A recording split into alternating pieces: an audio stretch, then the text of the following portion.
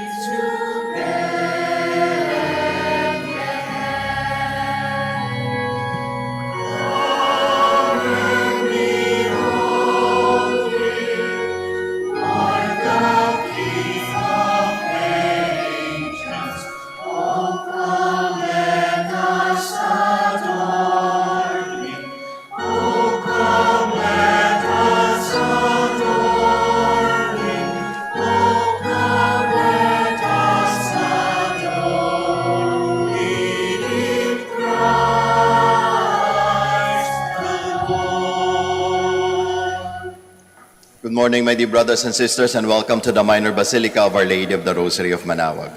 We begin our celebration. We gather in the name of the Father, and of the Son, and of the Holy Spirit. Amen. The grace of our Lord Jesus Christ, and the love of God, and the communion of the Holy Spirit be with you all. And with your spirit. Sisters and brothers, let us now acknowledge our sins and so prepare ourselves to celebrate the sacred mysteries. You were sent to heal the contrite of heart. Lord, have mercy. Lord, have mercy. You came to call sinners. Christ, have mercy. Christ, have mercy. You are seated at the right hand of the Father to intercede for us. Lord, have mercy. Lord, have mercy. May Almighty God have mercy on us, forgive us our sins, and bring us to everlasting life. Amen.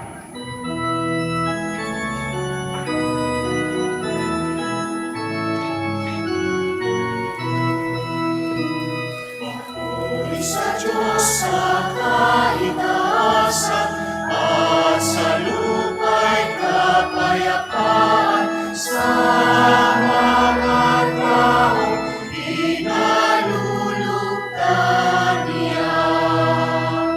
Pinupuri ka namin, dinarangal ka namin, sinasamba ka namin, ibinabubuni ka namin, pinasasalamatan ka namin, dahil sa dakila mong angkin kapurihan. Panginoong Diyos, Hari ng langit, Diyos amang makapangyarihan sa lahat. Panginoong Jesucristo, bugtong na anak. Panginoong Diyos, Kordero ng Diyos, anak ng Ama. Ikaw na nag-aalis ng mga kasalanan ng sanlibutan, maawa ka sa amin. Ikaw na nag-aalis ng mga kasalanan ng sanlibutan, tanggapin mo ang aming kahiligan. Ikaw na nalululong sa kanan ng Ama, maawa ka sa amin. Sapagkat ikaw lamang ang banal, ikaw lamang ang Panginoon, ikaw lamang Jesucristo, ang kataas-taasan, kasama ng Espiritu Santo sa kadakilaan ng Diyos Ama.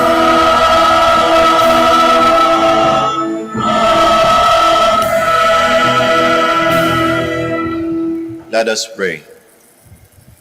O God, who wonderfully created the dignity of human nature and still more wonderfully restored it, grant, we pray, that we may share in the divinity of Christ, who humbled himself to share in our humanity, who lives and reigns with you in the unity of the Holy Spirit, God, forever and ever. Amen. Please be seated. The invitation to break out together in song, originally addressed to the exiles before they returned to Jerusalem, is addressed to us today. God's gifts of salvation and peace are offered to all in Jesus Christ. A reading from the book of the prophet Isaiah. How beautiful upon the mountains are the feet of him who brings glad tidings, announcing peace bearing good news, announcing salvation, and saying to Zion, "Your God is King." Hark, your sentinels raise a cry. Together they shout for joy, for they see directly before their eyes the Lord restoring Zion. Break out together in song, O ruins of Jerusalem, for the Lord comforts his people. He redeems Jerusalem. The Lord has bared his holy arm in the sight of all the nations.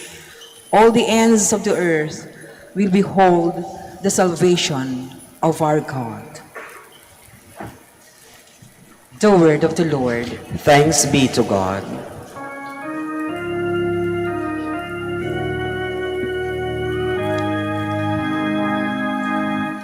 All the ends of the earth have seen the saving power of God.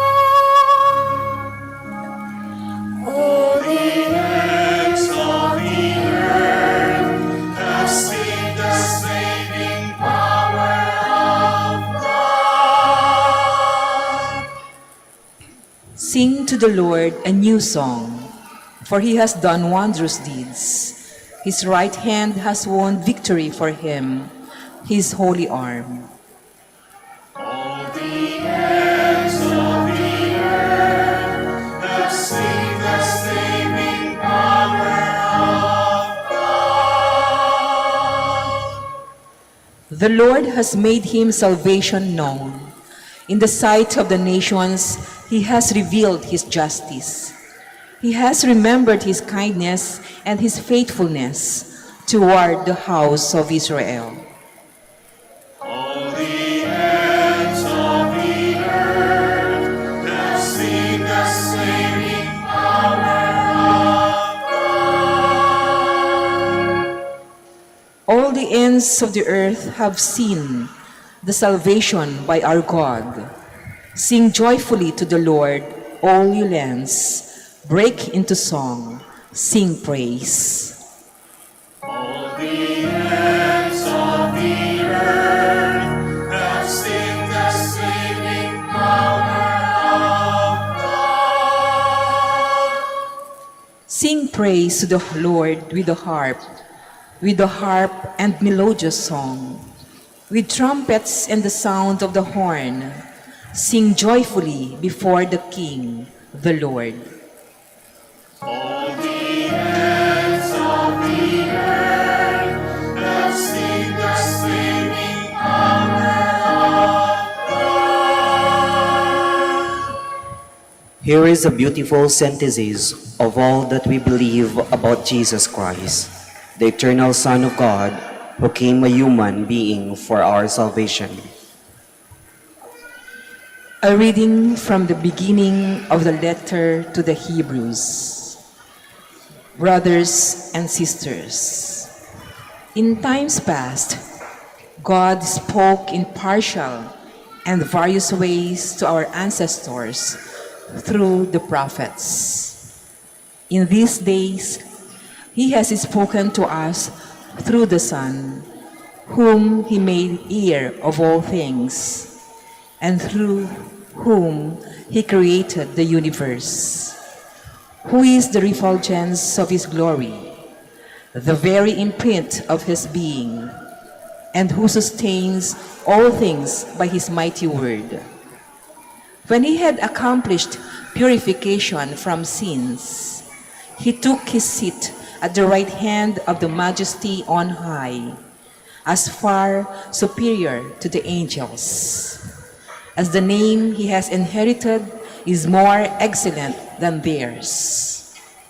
For to which of the angels did God ever say, "You are my son, this day I have begotten you"? Or again, "I will be a father to him, and he shall be a son to me"? And again, when he leads the firstborn into the world, he says, "Let all the angels of God worship him." The word of the Lord. Thanks be to God. Please stand.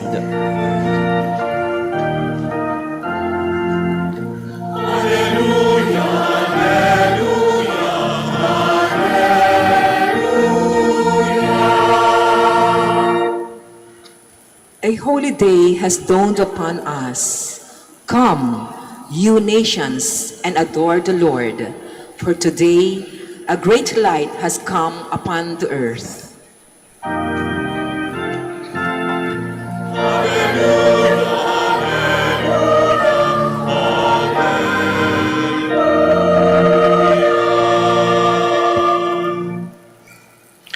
The Lord be with you. And with your spirit. A reading from the Holy Gospel according to John.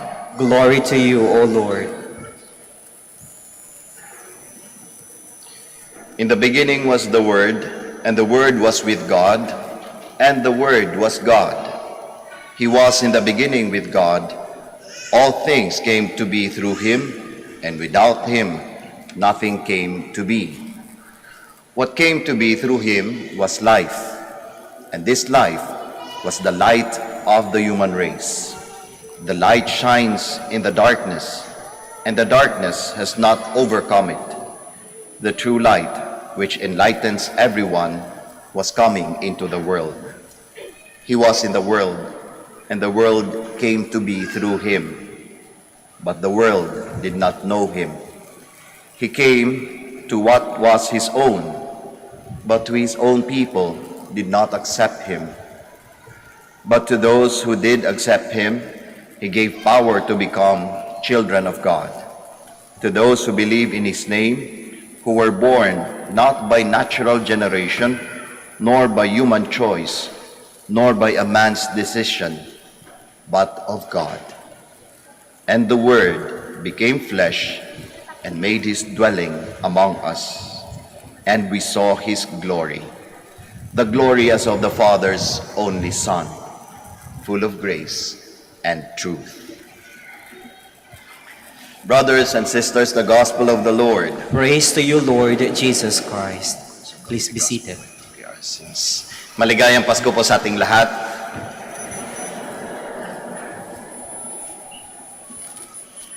Do you see what I see?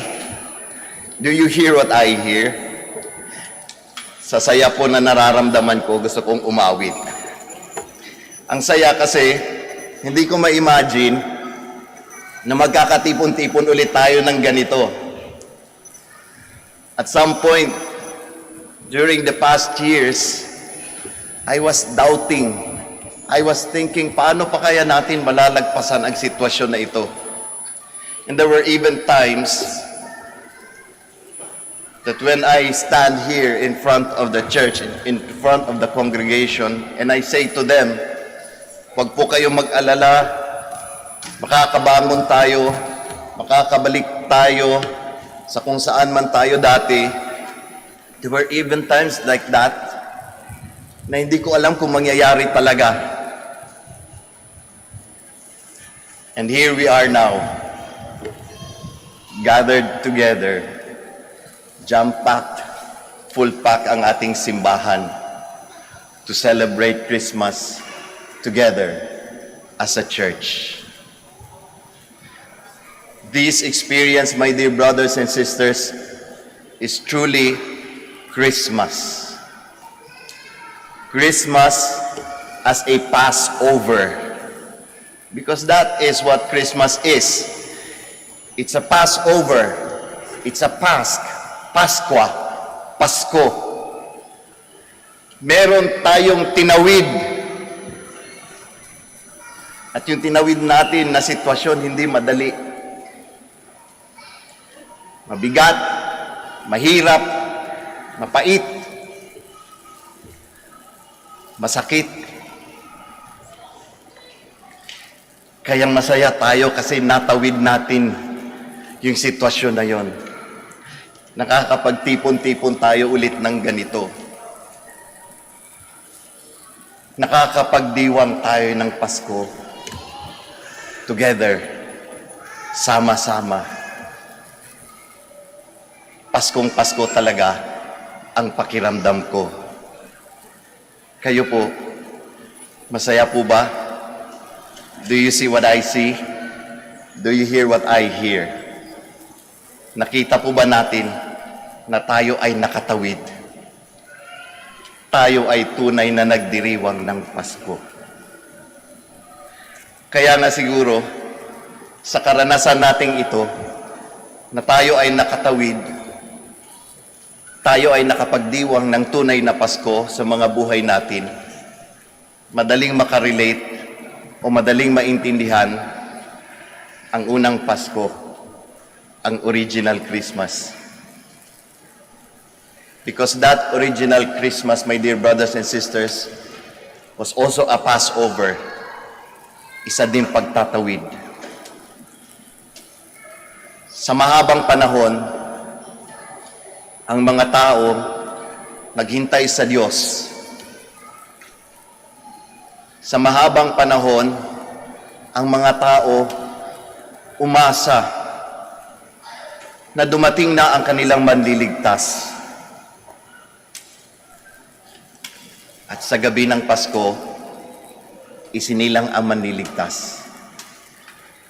Ipinadala ng Diyos ang kanyang bugtong anak upang itawid ang tao sa kahirapan na dinadanas niya, sa korupsyon na pinagdadaanan niya sa kanyang lipunan, sa korupsyon na pinagdadaanan niya sa kanyang espiritual na buhay. Nakita ng Diyos ang pagkauhaw ng tao. Nakita ng Diyos ang pagkagutom ng tao sa presensya ng Diyos. Kaya itinawid niya sa pamamagitan ng kanyang bugtong na anak. Isinilang ang ating Pasko. Ngunit alam natin na nung pagkasilang ng Diyos, marami ang nagsabi, o meron ang nagsabi, ito na ba ang magtatawid sa atin? Ito ba ang Mesiyas?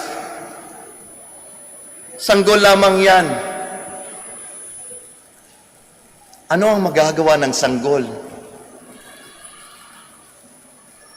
Kahit pa sinasabi nating Diyos ang sanggol na yan, ano ang magagawa niya sa pinagdadaanan nating hirap, mapait, mabigat, at masakit na kinalalagyan?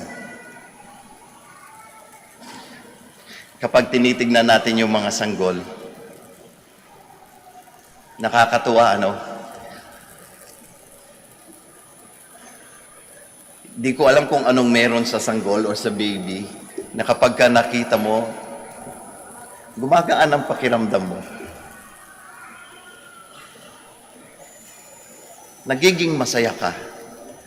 Kaya nga siguro pag Christmas, ang laging pinagtutuunan ng ating pansin o binibuhusan natin ng ating mga biyaya, yung mga baby, o yung mga sanggol, o yung mga bata. Yan nakakatuwa. Nakakagaan ng pakiramdam. Ngunit, kahit na ganon, alam natin na ang mga batang yan, ang mga baby na yan,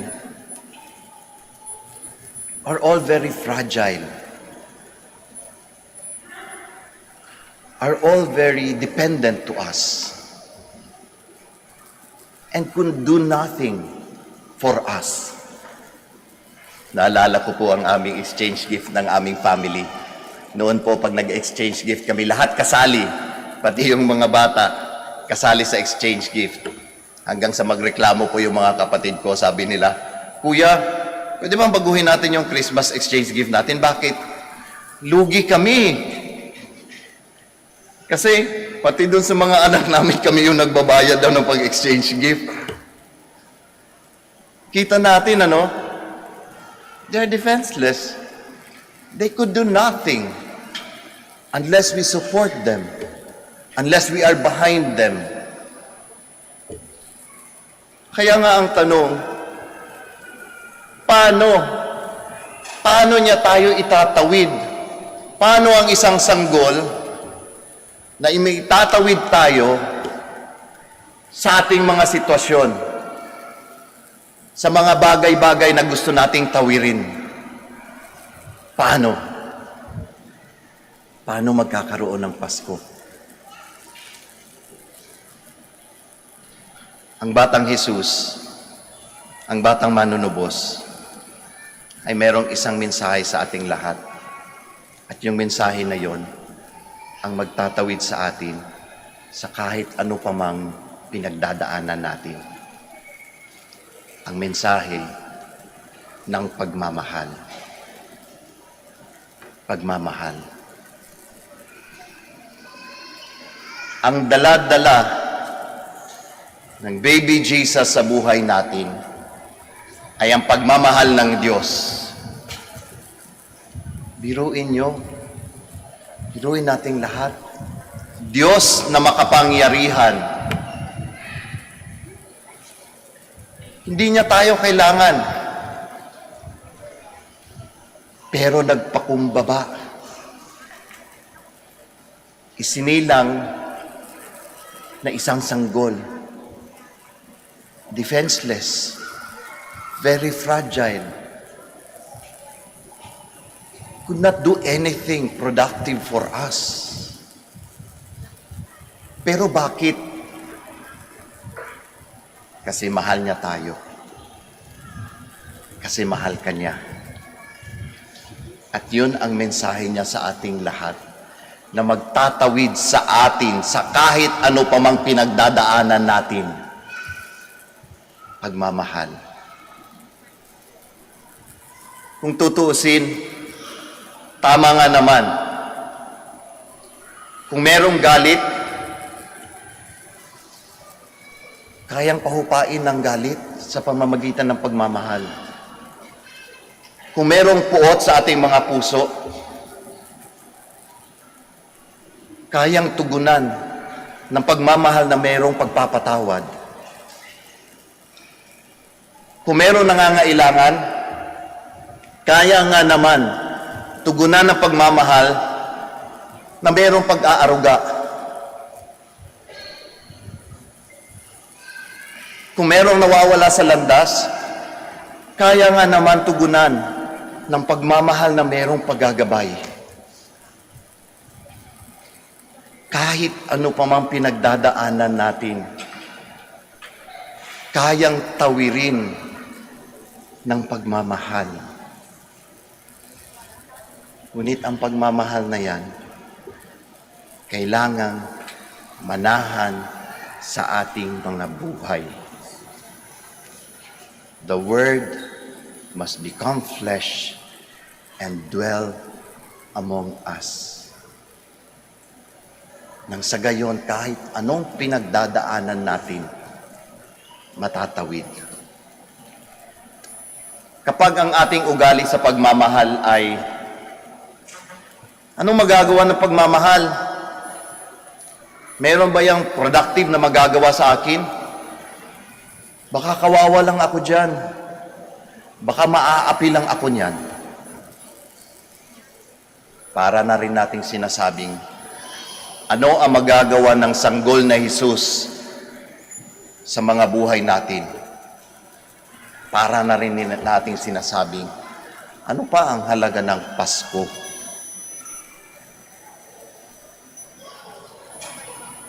Do you see what I see? Do you hear what I hear? Pasko na nga po ba sa mga buhay natin? Nakatawid na po ba tayo?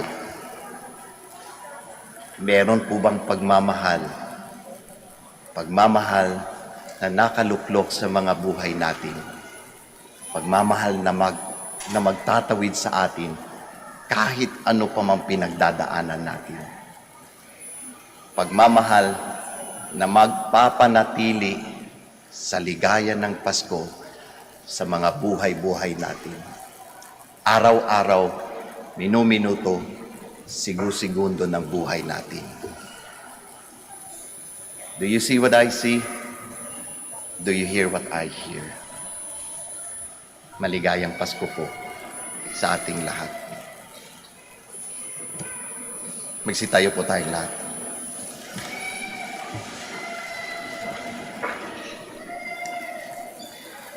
I believe in one God, the Father Almighty, maker of heaven and earth, of all things visible and invisible. I believe in one Lord Jesus Christ, the only begotten Son of God, born of the Father before all ages, God from God, light from light, true God from true God, begotten not made, consubstantial with the Father. Through him all things were made. For us men and for our salvation, he came down from heaven, and by the Holy Spirit was incarnate of the Virgin Mary, and became man. Please all kneel.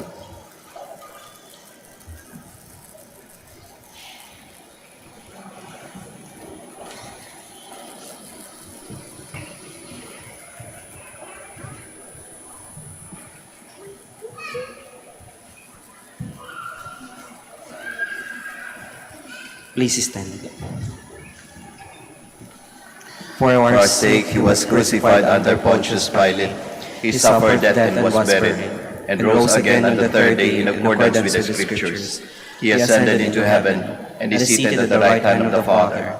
He will come again in glory to judge the living and the dead, and his kingdom will have no end. I believe in the Holy Spirit, the Lord, the giver of life, who proceeds from the Father and the Son, who with the Father and the Son is adored and glorified, who has spoken through the prophets.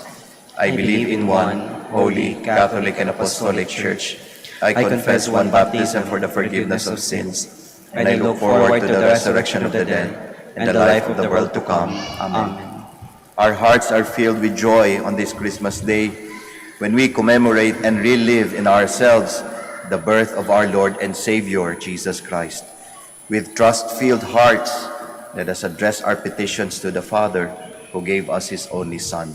In every petition, let our answer be, Most loving Father, hear our prayer.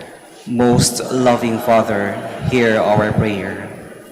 For the Church, the home of all believers, may she enjoy days of peace, and may holiness flourish and abundantly in all her members. Let us pray. Most loving Father, hear our prayer. For the Holy Father, our Bishop, the priests who work in our parish, and their generous collaborators, may the joy of this day bring them the strength they need to continue serving the people of God. Let us pray. Most loving Father, hear our prayer. For our civil authorities and all those in whose hands is the fate of billions of people, with the Christmas ideals of peace and brotherhood constantly guide their decisions. Let us pray. Most loving Father, hear our prayer. For our families, especially the ones that may be undergoing severe crisis, may the spirit of Christmas enable them to overcome all difficulties. Let us pray. Most loving Father, hear our prayer. Let us pray in silence for our personal intentions.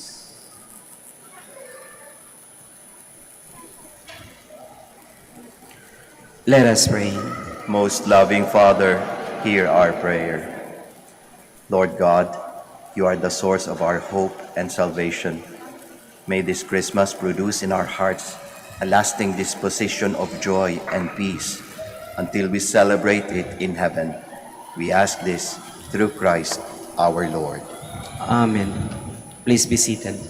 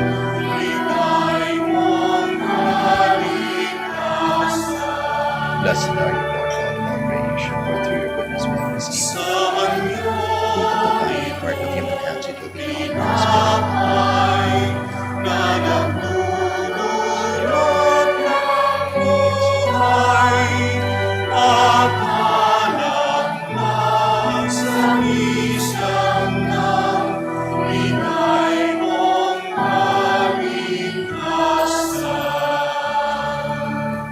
Please stand.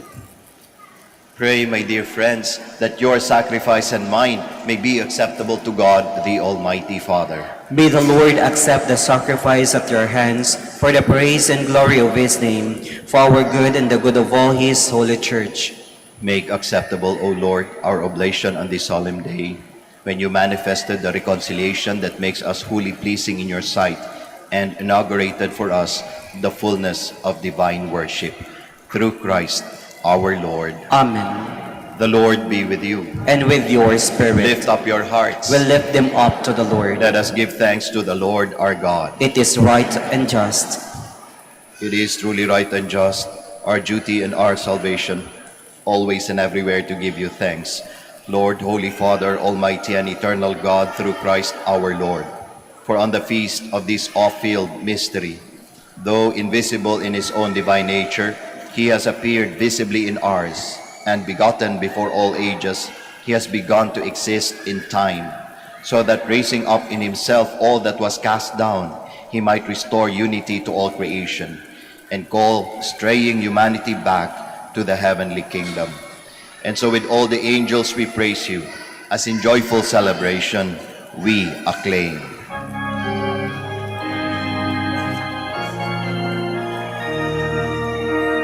Santo, Santo, Santo, Panginoong Diyos ng mga hukbo, nagmumuno ang langit at lupa ng kadakilan mo. Hosanna, Hosanna sa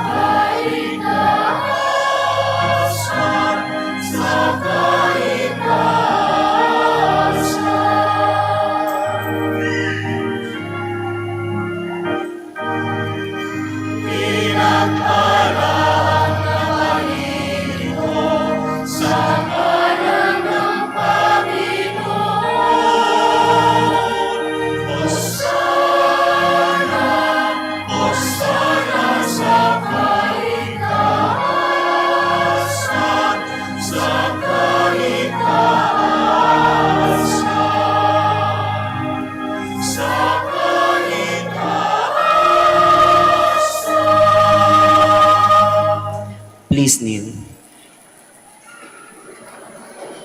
You are indeed holy, O Lord, the fount of all holiness. Make holy, therefore, these gifts, we pray, by sending down your Spirit upon them like the dew fall, so that they may become for us the body and blood of our Lord Jesus Christ.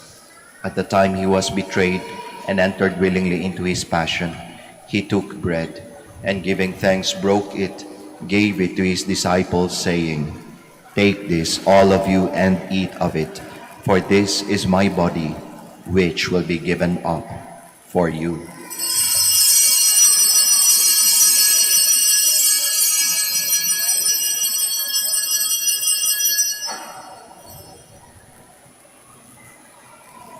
In a similar way, when supper was ended, he took the chalice, and once more giving thanks, he gave it to his disciples, saying, "Take this, all of you, and drink from it, for this is the chalice of my blood, the blood of the new and eternal covenant, which will be poured out for you and for many, for the forgiveness of sins. Do this in memory of me."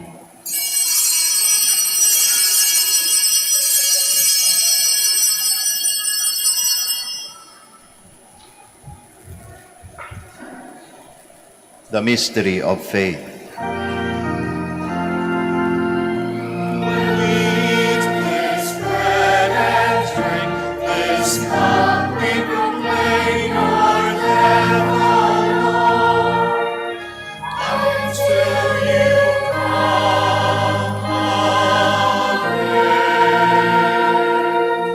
Therefore, as we celebrate the memorial of his death and resurrection, we offer you, Lord, the bread of life and the chalice of salvation, giving thanks that you have held us worthy to be in your presence and minister to you.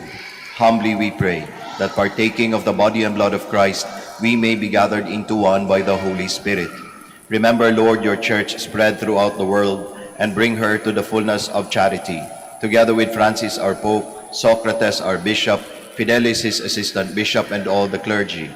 Remember also our brothers and sisters who have fallen asleep in the hope of the resurrection, and all who have died in your mercy. Welcome them into the light of your face. Have mercy on us all, we pray, that with the Blessed Virgin Mary, the Mother of God, with Blessed Joseph, her spouse, with the blessed apostles, with Saint Dominic and all the saints who have pleased you throughout the ages, we may merit to be co-heirs to eternal life, and may praise and glorify you through your Son, Jesus Christ. Through him and with him and in him, O God, Almighty Father, in the unity of the Holy Spirit, all glory and honor is yours forever and ever.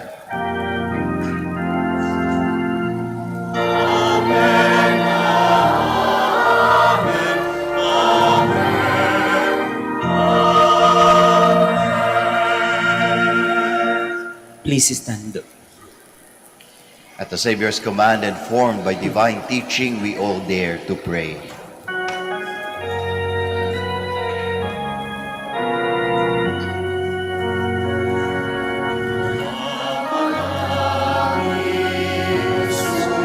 Sumasalangit ka sa langit ang ngalan mo, magpasakit ang kaharian mo, sundin ang loob mo dito sa lupa.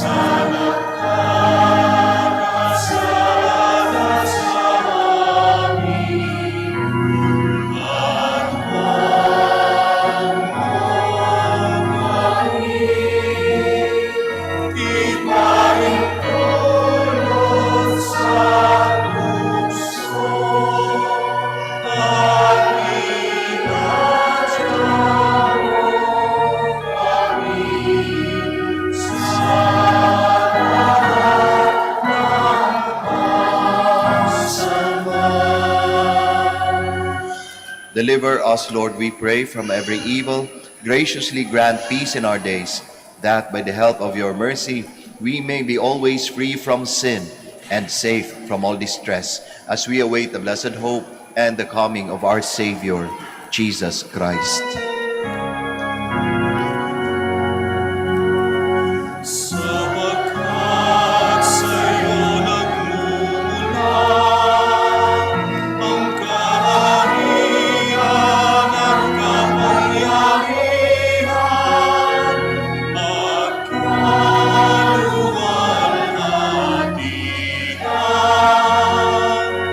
magpasawalang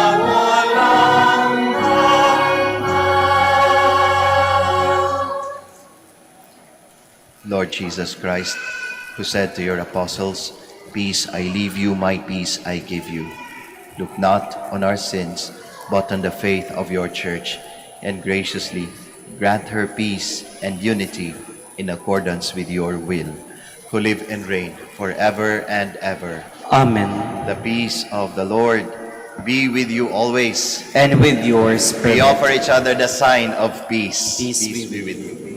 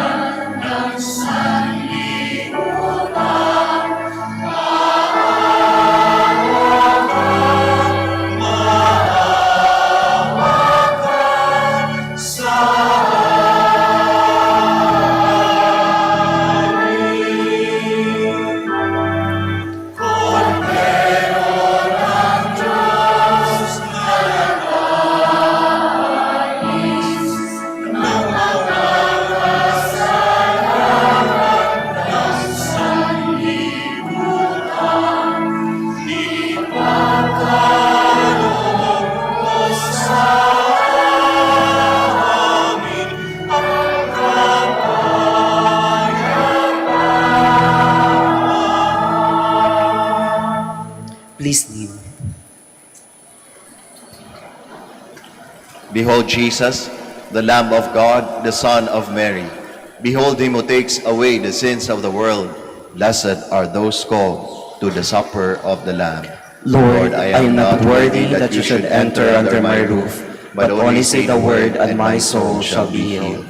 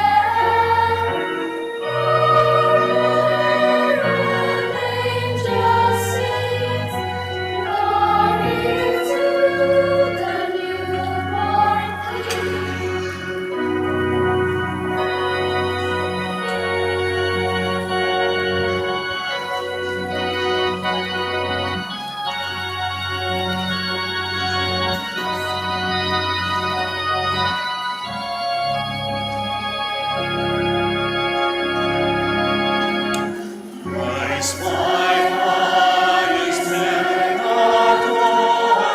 Christ, the everlasting Lord.